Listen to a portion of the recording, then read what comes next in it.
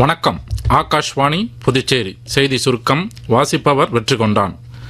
தேசத்தந்தை மகாத்மா காந்தியின் நினைவு தினத்தை முன்னிட்டு பிரதமர் திரு நரேந்திர மோடி அவருக்கு அஞ்சலி செலுத்தினார்.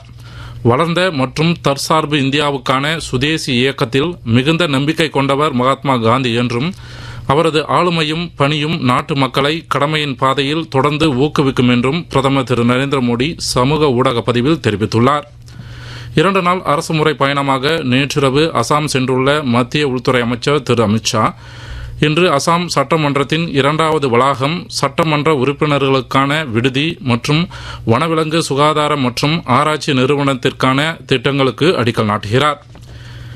இந்தியா ஐரோப்பிய ஒன்றியம் இடையே ஏற்பட்டுள்ள தடையற்ற வர்த்தக ஒப்பந்தம் தற்போது நிலவி வரும் உலகளாவிய வர்த்தக பதற்றம் மற்றும் நிச்சயமற்ற தன்மைக்கு மத்தியில் நாடுகள் மேற்கொள்ளும் பொருளாதார ஒருங்கிணைப்பை பிரதிபலிப்பதாக சர்வதேச நாணய நிதியம் தெரிவித்துள்ளது.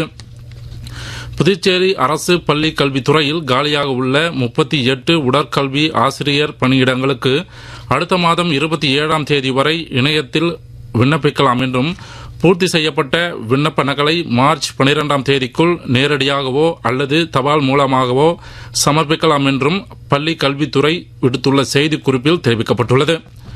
புதுச்சேரி உழவர்கரை நகராட்சிக்கு உட்பட்ட பகுதிகளில் உள்ள வீடுகளில் வளர்க்கப்படும் நாய்களுக்கான உரிமம் ஒவ்வொரு புதன்கிழமைகளிலும் காலை 9:30 மணி முதல் பிற்பகல் 12:30 மணி வரை வழுதாவூர் சாலையில் அமைந்துள்ள கால்நடை மருத்துவமனையில் நகராட்சி நிர்வாகத்தால் வழங்கப்பட்டு வருவதாக தெரிவிக்கப்பட்டுள்ளது.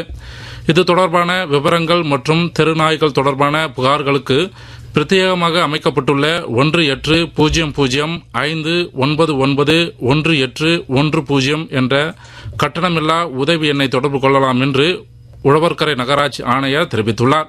இத்துடன் இந்த செய்தி சுருக்கம் நிறைவு பெறுகிறது.